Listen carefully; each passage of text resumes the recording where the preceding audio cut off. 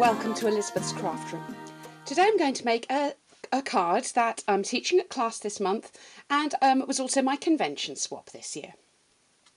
We're going to use, to make it, Field Flowers, which is in the current Stampin' Up! Catalogue, and it's a two-step stamping stamp set, so I'm going to be using that. Okay.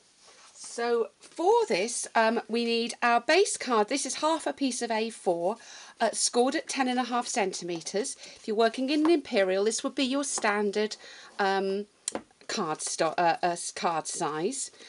And then we want another piece of card that's just a smidgen smaller than that. I'm using 10 centimetres by 14 on mine. But just a little border around, and I'm actually using the Naturals Ivory cardstock, which is in our current catalogue. It's got kind of a speckly look to it. It's very good value, and it's nice and strong, which makes it good for a base card. I'm going to start off by punching with the 2.5 inch circle punch, and I'm going in at the side here. Need to be where I've just pushed that in as far as it will go into the side. And the first thing I'm going to do is to stamp my greeting. Now this is going to be layered up, and I want my greeting to be in here. So to make sure I get that straight, I'm using my Stamp-A-Majig. So I've already stamped this image onto the sheet, and just by lining this up, I'm going to use the Raspberry Ripple ink, which is one of our ink colours this year. And just slide that right down, and perfectly positioned. I really like the Stamp-A-Majig for getting greetings straight, even when you're using clear mount, if it's something like this where it's really going to show if it's off a bit. So I'll put that to one side, do a little bit more stamping, this time with the flowers. Now I'm going to use the Primrose Petals ink, another one of our ink colours. And I need a bit of scrap paper here because I'm going to do some stamping off. I'm going to do both layers in the Primrose Petals, so I want to make some of it just a little bit lighter for the underneath layer. So I'll show you what I mean. So I'm starting off with the base layer, inking up and then stamping off twice, and then onto the card. And again onto a piece of Very Vanilla, and a third time onto the Very Vanilla. So that's my base, and for the top layer, which is going to give the definition, I'm not stamping off at all, I'm just going straight on. And this is a very forgiving stamp. You don't need to be terribly accurate where you're putting it. You don't need your Stamp-A-Majig to line it up, and the image that you get is absolutely beautiful once it's built. Okay. So for these two, we're going to need to cut those out, and I can hear my class ladies groaning already. Oh no, she's going to make us cut out. But this is very easy to cut, as I will be telling them. Basically, you're just going to wiggle your scissors around the edge and just follow that line. But it's, you know, it's a feathery edge anyway, so a bit of feathery cutting is absolutely fine. And in nature, things aren't totally perfect, so our cutting doesn't need to be either. I would take a little bit longer if I wasn't doing this on the video. And so you don't have to watch me twice. Here's one I did earlier. And I'm going to pop a dimensional on the back of those ready. Okay. Now I'm going to layer up my card with some dimensionals all the way round. So I'll just pop those on.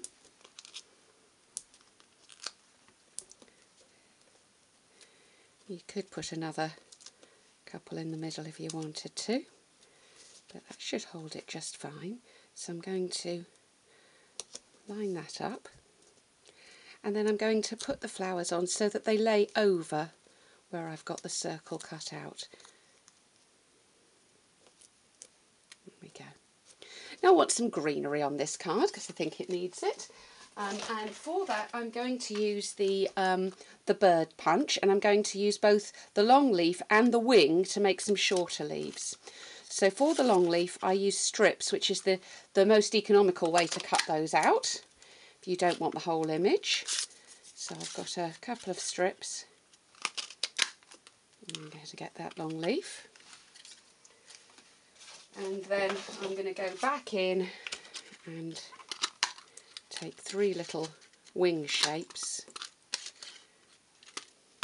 to make the smaller leaves. Now I want these leaves, they look a bit flat as they are, so I want those to have a little bit of dimension, a little bit of interest to them.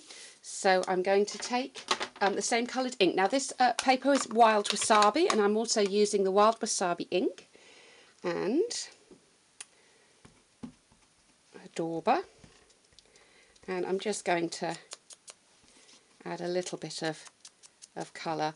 So it doesn't need to be anything very much, but just a little bit of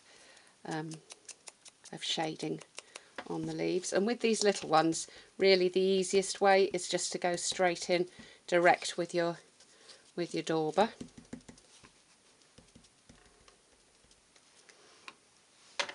Now my favourite adhesive is Tombow, and that's what I'm going to use for this. I love the fact that with Tombow you can have some wiggle room when you first put things down, so you can make sure that they're in the right place, which is very nice. But once it's stuck, it's really stuck. So I'm going to pop that one in there. And because we've got the dimensionals underneath these 2 flowers that we've cut out, you can just slide them underneath. And for the leaves, let's make sure I'm doing that in camera, I'm going to just put some tiny dots of Tombow on. I don't need to put very much on. As I say, it's quite a strong adhesive. And I'm going to have one coming up here. Oops. A bit more than I needed.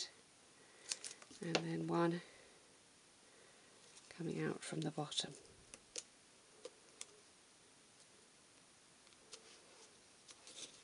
Now I think that looks very pretty, but I think we also need an envelope to go with it, because naked envelopes are not allowed in Stampin' Up! So we're going to use the leaf image that's on this, the stem and the leaf image that's on this stamp set. Now when I first saw it, I thought that the large flower would go on here and these little buds would go on here, but it's actually the other way round. I'll show you what I mean. Works a lot better. So I'm going back to my Wild Wasabi green for the stem, and then once again the primrose petals, and I'll need some scrap again to stamp off. So, oops, wrong one. So for this one I'm going onto the lower stem, and then for the little one we've got these 2 little stamps, exactly the same thing. I'm going to stamp off with this one,